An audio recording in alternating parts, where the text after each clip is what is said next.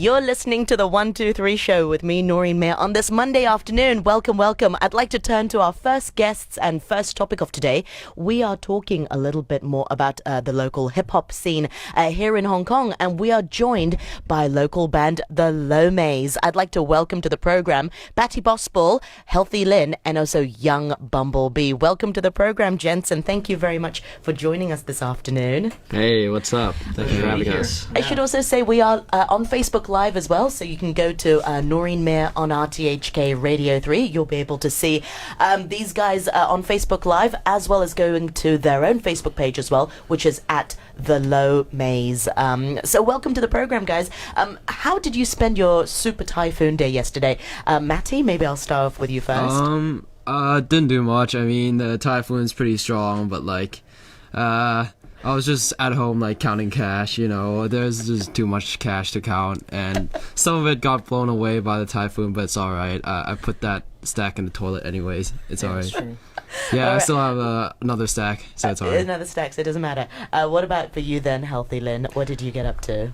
I was just at home, chilling, just watching other people's windows get broken, But you were safe. Yeah, I'm all good. Yeah. Yeah, especially What love about when you? seeing those poor people, when they're just on the street and they don't have anywhere to go and they just get blown away sideways, left, right. That was hilarious. Oh, that's not nice. That's so horrible if they were homeless. Oh, no. I must say, we did a special typhoon broadcast yesterday as well.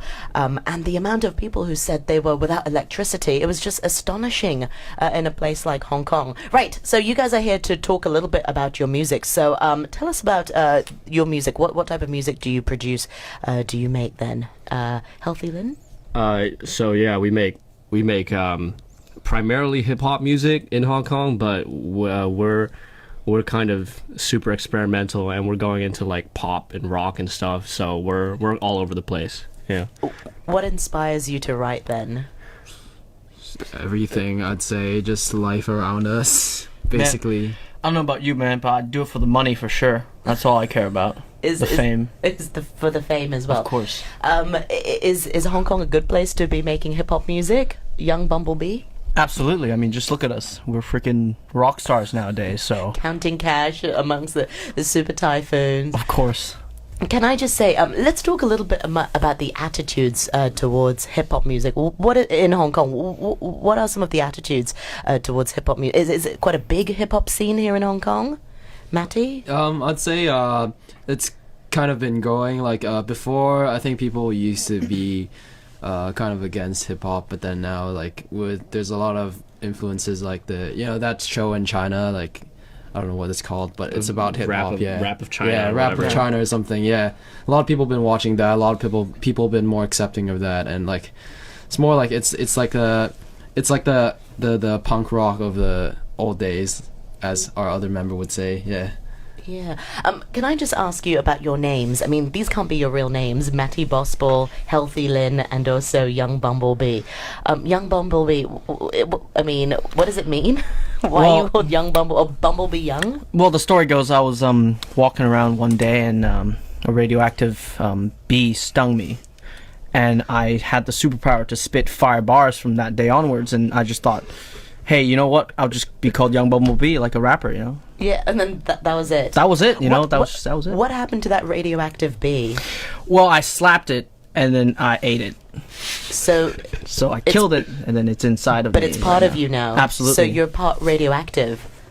Yes, exactly. All my bars are radioactive, so they cause serious cancer to our listeners. But we kind of put it on our label anyway, this is cancerous, please don't listen to it, but they still listen to it. They still love a bit of radioactive Young Bumblebee. I shook your hand, will I be okay? You'll be fine. Okay, just for now, yeah. Well, I'll be calling you after 3. I can't do my show tomorrow. What about you, Healthy Lin? As long as it's radio friendly and family friendly, please share the story. I'm like the complete opposite. I'm mad healthy in every respect of that word. So you listen to my raps and you'll feel your entire body just cleansed, in every orifice.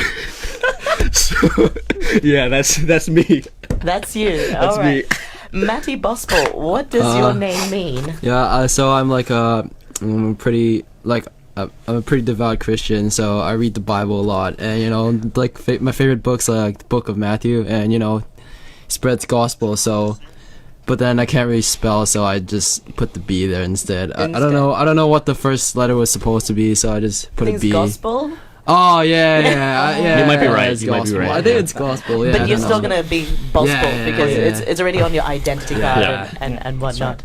Let's talk a little bit more about your lyrics as well. Your music is really, really great. You write in both Cantonese and some English as well. Can I just say, how do you come up with your lyrics? First of all, you say everything inspires you, but how do you come up with your lyrics? Actually sitting down and writing, the process of it. Who'd like to go first? We always kind of decide on like a theme first, and like that can be anything that we're feeling at the moment. So our album that just came out, we wrote the entire thing about space because why the hell not? Because name one other Cantonese album that talks about space. So yeah, None, just you guys. exactly. So we were like, why the hell not? Yeah. Do you guys sit together, or do you write individually and be like, and then come together? How does it work? What's the sort of writing process for your band? Yeah, sitting together helps definitely a lot because we can like exchange ideas, like exchange lyrics and stuff. But then, if we have to, we're busy sometimes. So if we have to write it on ourselves. But then having a group writing session is always helpful, which is it's always great. Yeah, what's the difference between actually sitting down by yourself and coming up with ideas versus sitting together and bouncing off each other, or is it better to have a think by yourself as well? Yeah, for sure. So when we group sesh together, we write stuff. The ideas just bounce around, like are way more crazy and just way more autistic. I can tell. Definitely. You guys have good banter. Yeah, our IQ just drops drastically. Like. But the EQ rises as well to tolerate each other. Absolutely. That's how it works. It's a good balance as well. How did you guys find each other? Because, we often speak to bands and sometimes bands fall apart and whatnot, but it looks like you guys have terrific chemistry and genuinely get along as well. How did you guys find each other, and what is it like then taking the next step, working together? Did you guys meet at a battle somewhere? Yeah, so we actually kind of like life, kind of found its way, and we found each other. After he got bit by the bumblebee, like he hit me up like, it's still in that story. I need someone to like cleanse my cancer, and I was like, I might be able to help you out with that, and I didn't, but we're here now. Yeah, I actually met Bospel on Grindr, so I just hit him up. I was like, yo, you wanna rap? Yes. DT, make some music. Yeah. Well, DTR. Well, all jokes aside, we were classmates, so we were all classmates. Yeah. Basically, yeah. That's how we all met. I have a few. We are on live as well. Facebook Live, Noreen Mayer on RTHK Radio 3. So, guys, I want you to get on Facebook to check these guys out as well. I have a comment saying, Noreen, please read out the comments. I'm just going on there to read it now. I can't load it, so I'll just continue with the questions and we'll get to some of your comments later on. What is it like writing your lyrics in Cantonese? Because I have to say, I speak Cantonese myself, but there's something... I don't know, difficult, something poetic about writing in Cantonese. I don't know, what is it like? You guys are the masters. Yeah, it's pretty poetic when we write trash, yeah. I think. Do you know what I mean? Like coming up with the rhyme and stuff. There's something exciting about like finding the correct word for the... I don't know how to explain. You guys I think Cantonese is Cantonese is a fascinating language. Like there's... Whenever we write, in order to write lyrics that are not good but listenable, like you got to find the pockets in like slang, in culture, and like where people that people resonate with, and that's always super difficult, but we somehow make it work. Yeah. How hard is it actually? Pretty hard. Pretty hard. When we were first starting out, when we were just in my bedroom writing raps, we had like a sheet of paper. We just come up with like one Chinese word, and then we would just write like all All the the things that possible rhyme rhymes, exactly, and then yes. we come up with lines that fit it. But even then, listening to your lyrics, there's something really clever about it. You know, I mean, it's funny, and sometimes it's like, whoa, how did you guys come up with that? But there's something, oh, I can't believe you found, you know, you guys found this rhyme, and it's almost, I don't know, maybe also my Cantonese, you know, I mean, I'm a native speaker, but also not as fluent. But then also, yeah, there's something that works about it. Do you then go back to edit it as well, or do you think, okay, this is a good fit, I'll just go with it, or do you then suddenly come up with a better fit and then change the meaning of the song a little bit, or change the verse a little bit? Does that ever happen as well? Our process is a lot more streamlined now. Like it used to be, you know what, whatever rhymes, let's just roll with it because we don't care. But at now it's more like, let's just write some stuff and then kind of get together and see if it works, and if not, let's just keep on rewriting it until it does. So Yeah. Sometimes we even chisel it down. So like we write too much and then realize, okay, this works too well. So then we cut it down to make it sound worse. we decide that our listeners don't deserve to listen to music that is above a certain quality. That's right. So whenever it exceeds that quality, we immediately dumb it down. That's right. Well, can I just say, why does hip hop music include so much profanity? Why does it have to have the swear words? You know, not just your music, but just in general. Your music also has some swear words in it as well. Why is it? Does it make it more listenable, or I don't know? I mean, you guys are the pros. Is it more enjoyable to write it, or does it give more meaning to the expressions? I don't know. Because we've been trained not to swear. Of course not, because just in case it slips out on air. But I'm wondering what your process is like. I think like to a very large extent, hip hop is a reflection of youth culture, and like you find similarities in between hip hop and like punk rock. And like the similarity is kind of like the spirit of rebellion, right? And how do people express rebellion? Like through swearing, not necessarily because it gets them anywhere, but because like that's communicates emotions very, very well, like rage, anger, sadness, happiness. So like, yeah, in terms of us, we just do it because it's fun. Like it's not because we think about the meaning all that much. Like some people look into our lyrics way too much. Like if we use profanity, it's because maybe the rhyme fit, or maybe like we are not a good representation of hip hop culture. Like, yeah, I don't think we're like anything you've ever heard. We're just like, I don't even know what genre. Whenever people ask us, like I have to say this at every interview, don't call us a hip hop group because we're not a hip hop group. We're a boy band. Okay. Yeah. That's true. Yeah. Okay. Okay, you guys are a boy band, but specializing in the hip hop genre somewhat. Somewhat, yeah. Somewhat. I mean, I wouldn't say specialized. I'd say we're at the top of it in Hong Kong. Yeah. Whoever's listening, we're probably better than you. Facts. Okay, we have a comment from Yuk Fei Wong saying, "Please talk about Wild Style." Oh, who? Wait, what? Who? Sorry, I have no idea what this reference is. But Wait, you actually don't know who this reference is? no. Yeah, There we we're go. not Then we don't need to answer. Yeah, we don't need to answer that. No, I want to know. So, what is Wild Style? And, Okay, long Go story on. short, I don't know. We hear the name come up a couple times. People keep asking us about them. We're not like they must be like fans or something. Like I don't know. Yeah. Oh, are they Stan, another? maybe? Are they another band? Maybe they could be a band. They could be another a fan group. They could be a after school activity class. I don't know. Is there beef Yeah. going on? Well, here's the I thing. wouldn't Here's the really say thing. beef. You don't even know them, so we don't need to start. I'm gonna start googling it. So then Please you have go to. for it. Yeah. Please go for it. But before we get to that beef, do you feel like, you know, being a whole with the whole genre, it comes with the whole attitude as well? Do you feel like it's not just part of your music; it also becomes who you are as well? Do you have to carry on in order to? It's like a character. I mean, are you Bumblebee when you leave the studio? Are you Bumblebee young when you leave the studio? I'm always Bumblebee, young. Deep inside. Always. Yeah. It's a part of me. I can't take it off, no matter how hard I try.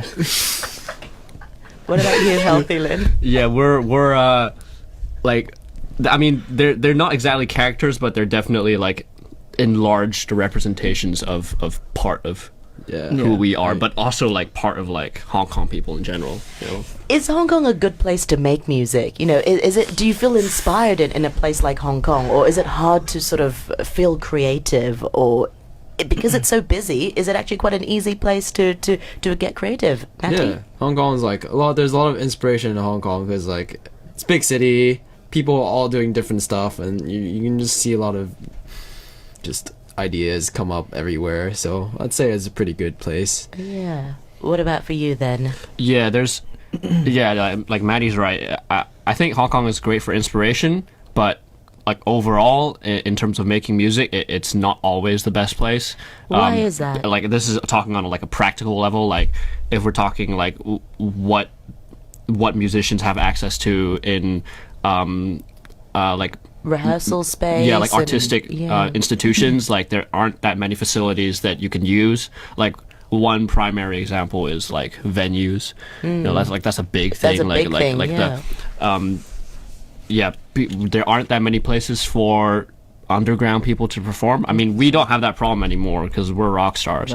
But like if like when we were on the come up, like we definitely experienced that. Yeah, for sure. What about for you then? Well, I actually think writing music anywhere is fine since you have the internet. You can just record anything on your phone and just put it out on YouTube and get like whatever. Wait, you views. don't just use your phone for Grindr? Oh, I know. No, he has one phone just for Grindr. Yeah, that's right. You know, I can't use my personal phone for Grindr. It just keeps blowing up, so I can't. Too popular there. Exactly. They know you're the young Bumblebee. That's why they go for you. Let's talk about your fans as well. I mean, you have a big following as well. Why do you think? I mean, who are these people who like hip hop music? Oh my God, our fans are I almost cussed. Our fans are freaking. Are heckin' misguided. That's I'm true. gonna say I'm not gonna be too harsh. I think but they follow us almost as if we were a cult. It is a I think the Low Maze is a cult / boy band because literally anything we do, they are okay with it. Somehow we made a song called literally Despedido 2. And we made it in like 10 minutes, and somehow they love it. So I don't know. Why do you think that appeals to them? I mean, there must be something. I mean, here's your why do you think they love it so much? I mean, I think they're just we dumb. want to know too. We want to know too. If you're RTHK listeners, hi. Please. Why do you listen to us? Why are you here? Stop what you're doing. Don't listen to us. Reconsider your life decisions, please. Okay, we have a comment. Jeff on Facebook Live says, "Will you move beyond your satirical, in my eyes, hyper misogynist, homophobic, and ableist lyrics at some point?" Will the world ever move past that? Oh, asking the real questions. Yo, we're just here to reflect, like our personas only reflect are an extension of Hong Kong society. You know, like come on, if you want us to stop, like. We gotta step our game up, society. Come on. Yeah, I mean, there's a reason why people listen to us. Yeah, exactly. That's true. Despite these lyrics. It's very political. It's absolutely, yes, it's very political as well. Do you think it also is, do you think hip-hop music is a great platform for that kind of message as well? Music is a great platform for it, Yeah. but I don't want to make it a platform for political stuff, so... Yeah.